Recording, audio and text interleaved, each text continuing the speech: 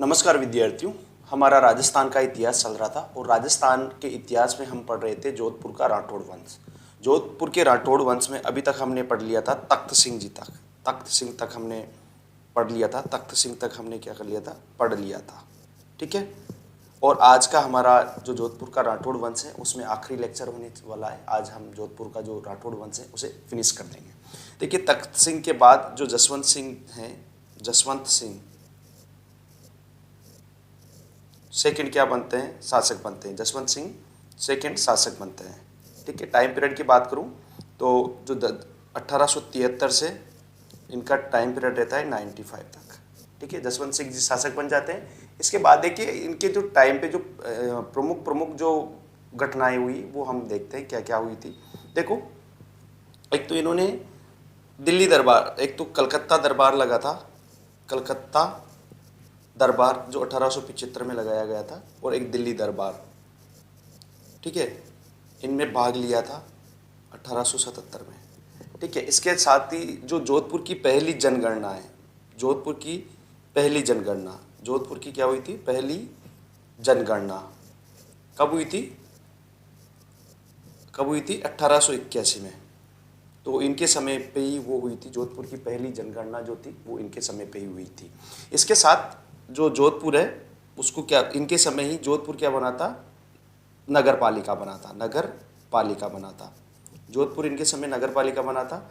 इनके द्वारा बाल विवाह जो था, बाल विवाह पर भी क्या किया गया था, प्रतिषेध लगाया गया था या प्रतिबंध लगाया था इनके द्वारा। ठीक है। इनके एक कवि थे जिनका नाम था मुरारी दान। क्या नाम था, मुरारी दान इनके कवि का नाम था। ठीक है। आ गई बात समझ में। इनकी कवि का नाम क्या था, मुरारी दान था, राजकवि थे। आ गई बात समझ में आपको। ठीक है। आगे देखिए, इनके बाद जो शासक बनते हैं वो बनते हैं महाराणा, सॉरी, जो सरदार सिंह थे, सरदार सिंह। ठीक है। महाराजा सरदार सिंह क्या बन जाते हैं, शासक बन जाते हैं। महाराजा सरदार सिंह शासक बनते हैं। तो देखियो, इनके टाइम पे जो मेन जो घटनाएं हुई वो देख लेते हैं। 1895 से 1911 तक ये शासक रहे। ठीक है। अंग्रेजों, देखो सबसे पहली बात, अंग्रेजों की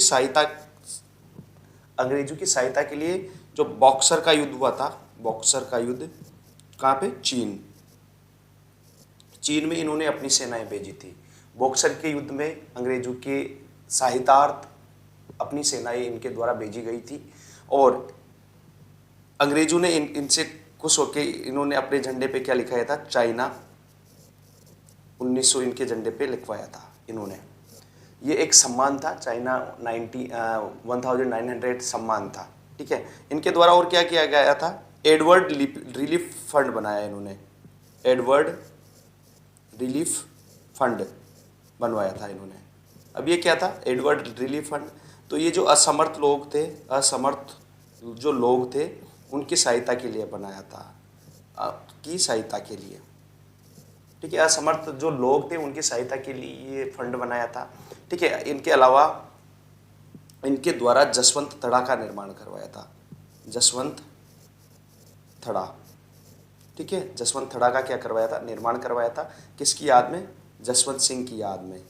जसवंत सिंह जो थे सेकंड, उनकी याद में क्या करवाया था, जसवंत थड़ा का निर्माण करवाया था।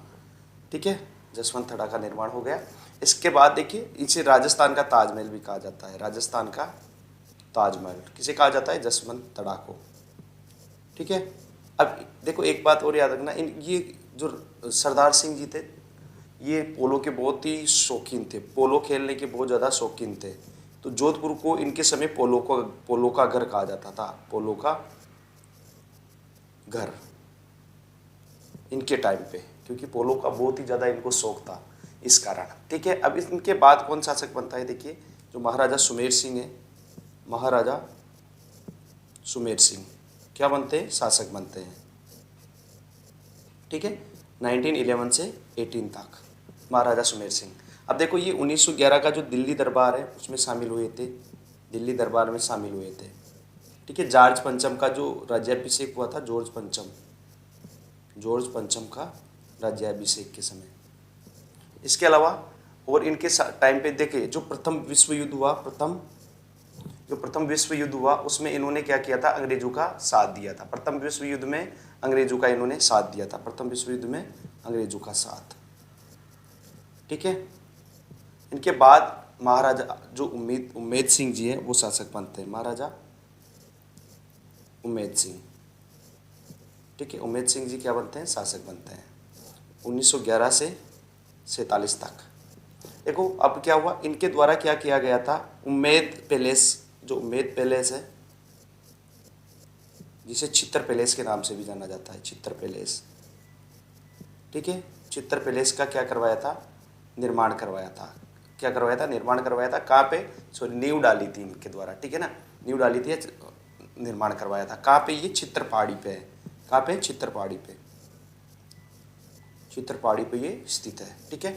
अब देखो इन्होंने जो वर्ल्ड वॉर सेकेंड हुआ उसमें क्या किया था, अंग्रेजों की सहायता की थी, अंग्रेजों की सहायता की थी। ठीक है। इसके अलावा जो जे नारायण व्यास है, जे नारायण व्यास, जे नारायण व्यास जी को इन्होंने क्या किया था, संविधान सभा में नियुक्त किया था। नियुक्त किया था किसमें, संविधान सभा में, संविधान सभा में। आगे भाई प्रतिनिधि के रूप में नियुक्त किया था, किसके रूप में, प्रतिनिधि के रूप में। ठीक है, आगे बात समझ। अब इसके बाद देखिए महाराजा हनुवंत सिंह, महाराजा हनुवंत सिंह 1947 से 1949 तक ये शासक रहते हैं। और ये राठौड़, जो जोधपुर के राठौड़ वंश हैं उनके अंतिम शासक भी रहते हैं। इनके ये क्या करते हैं, एक तो जोधपुर के अंतिम शासक, जोधपुर के अंतिम शासक। ठीक है, अंतिम शासक होते हैं। अब ये क्या करते हैं, जो भोपाल का जो नवाब होता है, भोपाल के नवाब के प्रभाव में क्या करते हैं, के प्रभाव में जो जोधपुर है उसका पाकिस्तान में विलय कराने की कोशिश करते हैं। जोधपुर का विलय किस में करवाने की कोशिश करते हैं, पाकिस्तान में। ठीक है, जोधपुर का विलय। लेकिन बाद में जो माउंटबेटन है और जो सरदार पटेल है उनकी कूटनीति से ये क्या हुआ, ये इनकी योजना विफल हो जाती है और जो जोधपुर है वो राजस्थान का हिस्सा बन जाता है। तो दोस्तों ये था हमारा जोधपुर का राठौड़ वंश। आई थिंक आपको समझ में आया हो। अगर आपको अच्छा लगा तो लाइक शेयर सब्सक्राइब जरूर करें ताकि आगे भी हम वीडियो बनाने के लिए मोटिवेट हो सके। Thank you.